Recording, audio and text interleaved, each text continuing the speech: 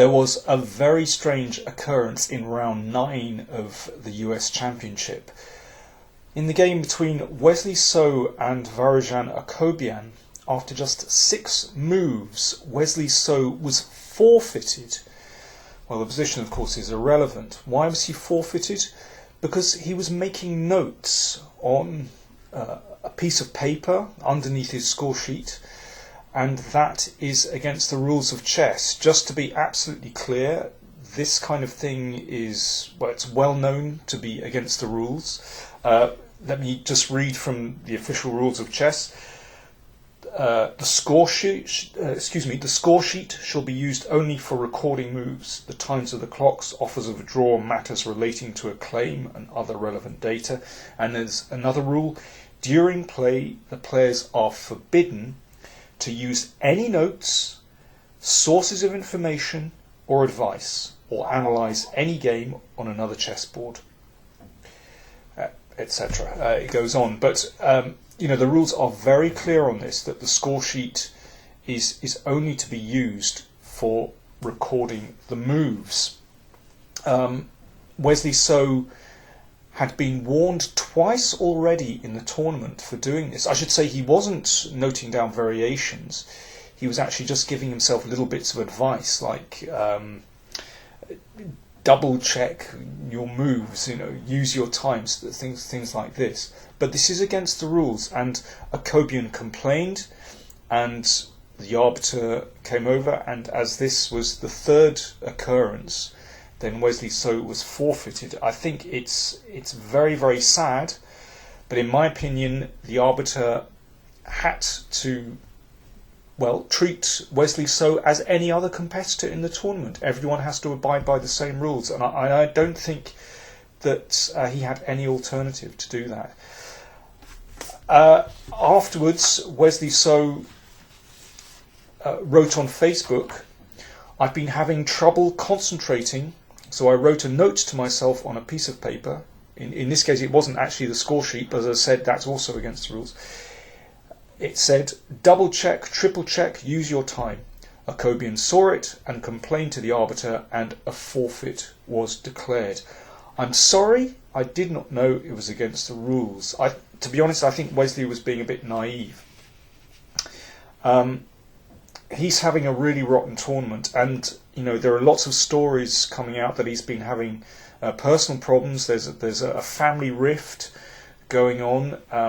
This has been reported in various articles. If you have a look at my Twitter feed, @DanielKingChess is my handle, and you'll see there I provide a link to a newspaper article which goes into the background of this. And all I can say is I feel very, very sorry for Wesley So, but I think the arbiter in this case had no alternative. So, okay, back to the chess. Hikaru Nakamura was leading going into round 9. He faced Timur Gareev, a very unusual player, plays very enterprising chess. And, let's have a look at their game. Didn't last long, but it had some interest. So Gareev has played with b6. Now, Nakamura plays in the principled way and takes the centre. But here, with the knight on c3, the knight had to really come to c3 to protect the e-pawn. This gives black the opportunity to, get some purchase on this centre, you could say. Looks quite nice for white, but knight f6 hits this pawn again. And this has been played a fair few times before, actually. I've also played this system with black, and I think black gets decent counterplay here. If you leave this white centre, then white is doing very well. But the point is that you can play a kind of French defence. If the knight has to go back here, then I think white is doing extremely well, because black, these moves are fairly irrelevant. But the point is that the knight can leap forward, supported by the bishop, and this gives black decent counterplay. Of course, this knight is under attack. If this is defended, well, black has a number of moves here that I think are quite reasonable. You can just take the bishop, you can simply damage white's pawn structure, and I think black has decent play there. But Hikaru very quickly played the principal move, just getting his king out of the centre and giving up this pawn on c3. What does white have for the pawn? Well, first of all, a huge lead in development. Second, the rook is on this semi-open file. Third, he has a really nice space advantage, which allows him to perhaps get some play on the king side, but also perhaps turn to the queen side as well with that rook on the semi-open file. Added to that, this bishop is going to take some time to come back to its own camp. It's obviously slightly vulnerable on c3. So all in all, decent compensation for the pawn. This has been seen on quite a few occasions, actually. I can see here a game between Radyabov and Ivanchuk. So, top players have played this position. Knight c6. So black hastens to develop. And now a good move from Nakamura. I think it's very important that white tries to use this space advantage quickly and swing the queen over to the king side, using that space advantage, using this spearhead of a pawn on e5.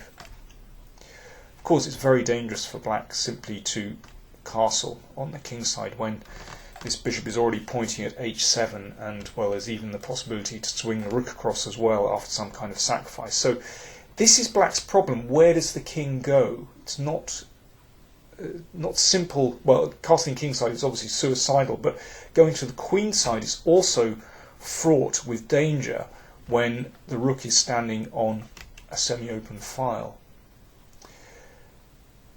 Bishop e7 has been played before, but you can see what happens when the queen swings across. It's not so easy for black now. g6 is the obvious move, but it creates weaknesses there. Gareev played h6, which I think is a reasonable move. The aim is to shut out that bishop from h6. Bishop b5. So setting up this pin, and that can be annoying for black. Also, of course, the rook is now threatening the bishop, so the bishop came back, and now queen g4. So the queen threatens the pawn, and now g6. So you can see the point of h6.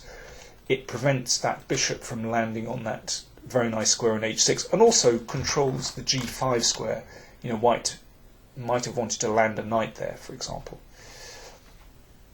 c3.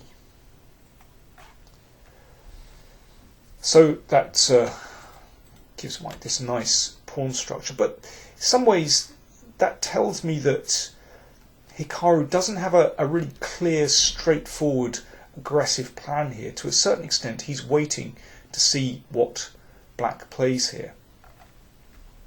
Of course, it is important to give that pawn some extra support. So black is now toying with the idea of castling queenside, and, well, very quickly Nakamura played the knight to e1. I think that's a very interesting move. The knight may well want to switch to the queen side. Looking at the c5 square, you never know, a sacrifice might be interesting if black's king goes to the queen side. Or it might come around to c2 and then e3 and possibly later into g4, looking at the f6 square. Interesting manoeuvre.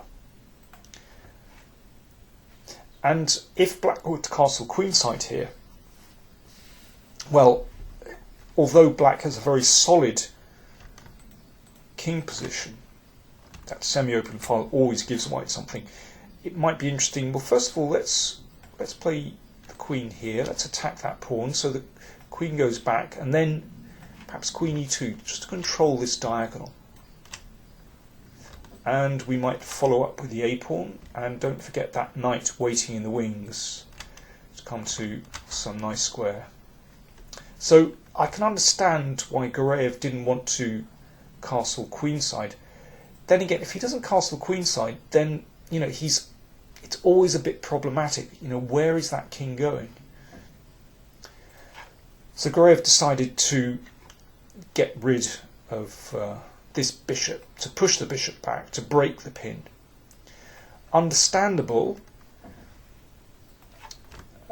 The knight also finds a nice square here, but after knight d3 we see the drawback of that pawn advancing to b5, that the c5 square is weakened. So that gives Nakamura a little something. Queen c6 was played, looking at that pawn. Now, if that pawn is defended, then that gives black some initiative. I don't really like that. I mean, white could play this. Maybe the bishop comes back again, but white is hardly doing much. So Nakamura decided to play queen e2. I think it's an interesting move. If knight c4, then maybe the queen comes back again. Just looking at that pawn there, preventing queenside castling. And it's a tricky position. You know, white always has the opportunity to break open the queenside at some moment with a4, and it's that king still uncertain where it's going in the middle of the board that will always give white play here, and you know, black's kingside still a little bit vulnerable. But instead Gareev took the pawn on c3, and this is basically saying, okay, I'm happy with the draw. White is now 2 pawns down. Both players saw what was coming. Bishop d2, hitting the queen and, well, skewering the queen to the knight. The queen has to keep hold of the knight. And now the players' repeated moves. The queen can't escape anywhere else. And it's a threefold repetition. They agree to draw. I think both players were probably quite happy with that. Hikaru didn't get anything absolutely concrete out of the opening. And I think a draw is a reasonable result for him, and Gareev also under a bit of pressure. Draw is okay for him. In the other top game, Ray Robson drew with Samuel Sevian. So that meant that Nakamura still out ahead on 6.5. Ray Robson just behind on 6. Today, in the penultimate round, they play. Robson has white, Nakamura black, and that game could decide the tournament. I'll be reporting on that tomorrow.